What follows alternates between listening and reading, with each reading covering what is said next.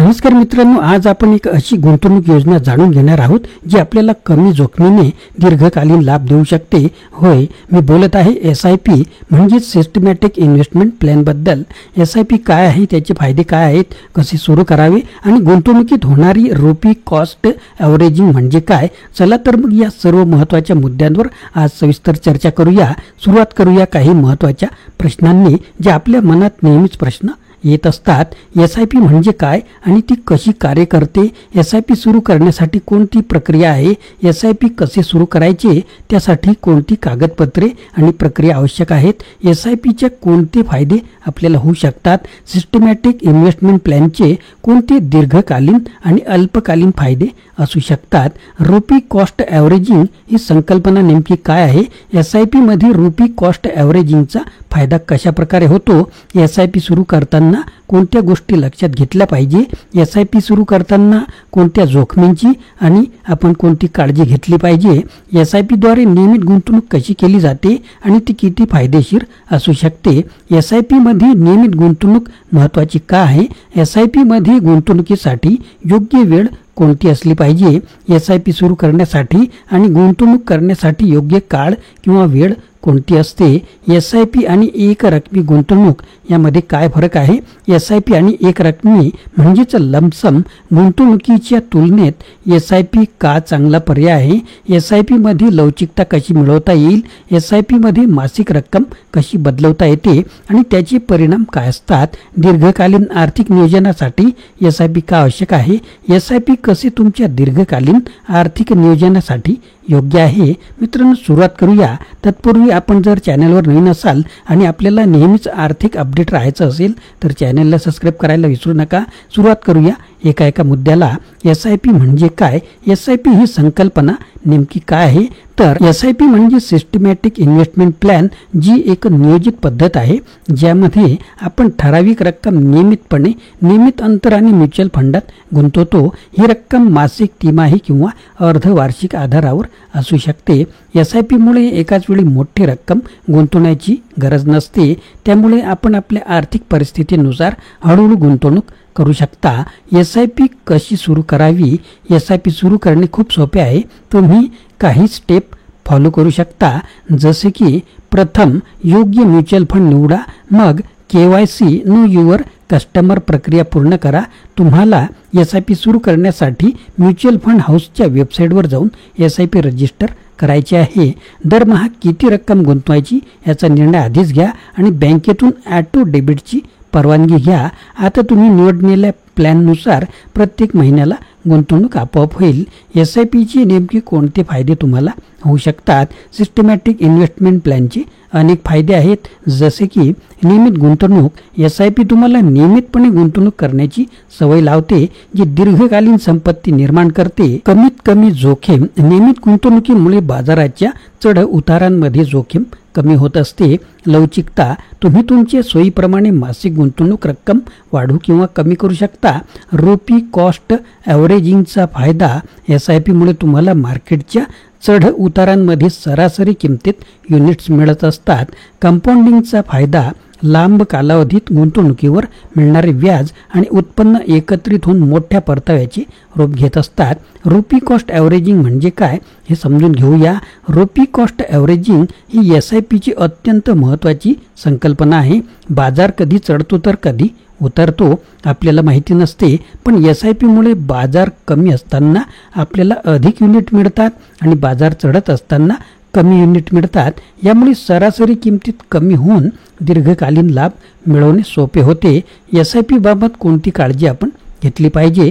जरी SIP एक उत्तम गुंतवणूक योजना असली तरी काही गोष्टींवर आपण काळजी घेणं आवश्यक आहे, जसे की दीर्घकालीन दृष्टिकोन ठेवा. SIPला थोडा वेळ द्या. अल्पकालीन घडामोडींवर लक्ष न देता दीर्घकालीन योजना ठेवली पाहिजे. मार्केटच्या जोखमीची जाण ठेवा. बाजारातील जोखीम पूर्णपणे टाळता येत नसते, त्यामुळे आपले ध्येय आणि जोखमीची पातळी ओळखून SIP सुरू करा. आर्थिक नियोजन करा. आपल्या मासिक खर्चानुसार SIPची एक रक्कम ठरवा, जी आपल्या अन्य खर्चामध्ये अडथळा ठरणार नाही. SIP म्हणजे शिस्तबद्ध आणि नियमित गुंतवणुकीचा एक उत्कृष्ट मार्ग आहे, कमी जोखीम, रुपी कॉस्ट ॲव्हरेजिंग आणि कंपाऊंडिंगच्या शक्तीमुळे SIP आपल्याला दीर्घकालीन संपत्ती निर्माण करण्यास मदत करतो. तर आता वेळ घालवू नका आणि आपल्या आर्थिक भविष्यासाठी SIP नक्कीच सुरू करा. मित्रांनो, आता आपण पाहूया महत्त्वाचा मुद्दा. बेस्ट रिटर्न SIP साठी विश्लेषण करताना कोणते मुद्दे आपण तपासले पाहिजे. मित्रांनो, व्हिडिओ मोठा असला तरी आता महत्त्वाचे पॉईंट मी सांगणार आहे, ते जरूर ऐका. गुंतवणुकीची कालावधी. SIPचा कालावधी दीर्घ असावा. SIP मधून उच्च परतावा मिळवण्यासाठी किमान 5 ते 10 वर्षाची योजना असणे आवश्यक आहे. बाजारातील चढ उतारामुळे अल्पकालीन SIPचा परतावा कमी मिळू शकतो. निवडलेला फंडाचा प्रकार तपासा. लार्ज कॅप, मिड कॅप आणि स्मॉल कॅप यातील कोणत्या प्रकारात गुंतवणूक केली आहे हे तपासले पाहिजे.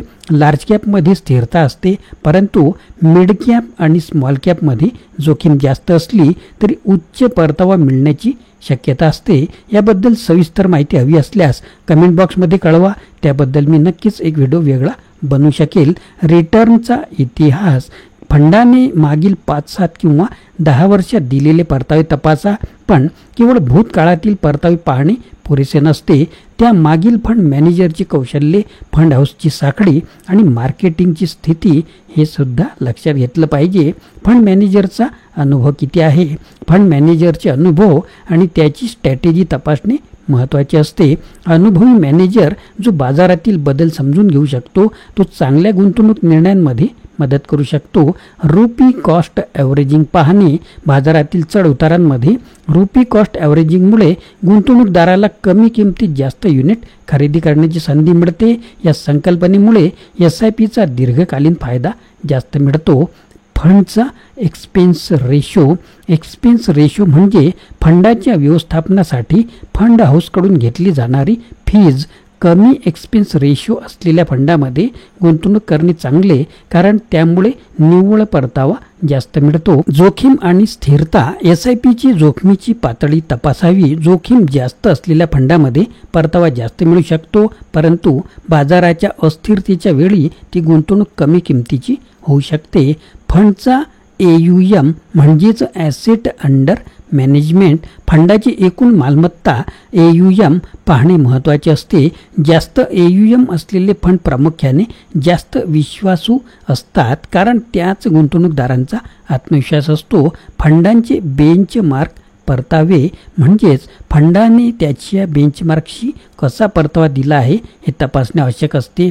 जर फंड नेहमीच बेंचमार्कपेक्षा जास्त परतावा देत असेल तर तो फंड चांगला असू शकतो. डायव्हर्सिफिकेशन. फंडाचे पोर्टफोलिओ विविध सेक्टरमध्ये कसे वितरित आहे हे तपासले पाहिजे. डायव्हर्सिफिकेशनमुळे जोखीम कमी होते आणि एकाच क्षेत्रातील नुकसान कमी होते.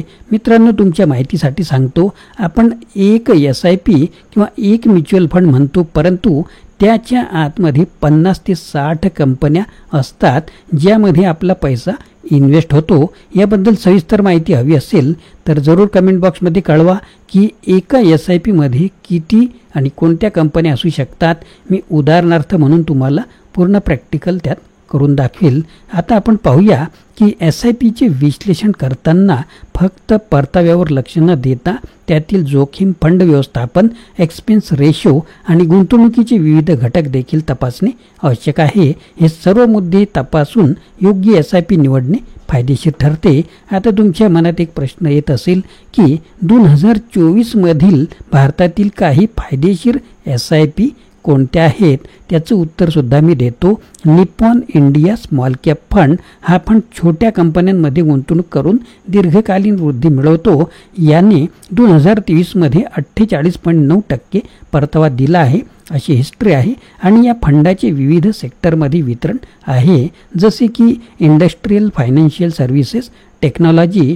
दुसरा मुद्दा आहे की Motilal Oswal mid cap 30 fund. हे मिड कॅप कंपन्यांमध्ये गुंतवणूक करणारे फंड आहे. याने 2023मध्ये 41.7% परतावा दिला असून 2024मध्ये देखील चांगले प्रदर्शन अपेक्षित आहे.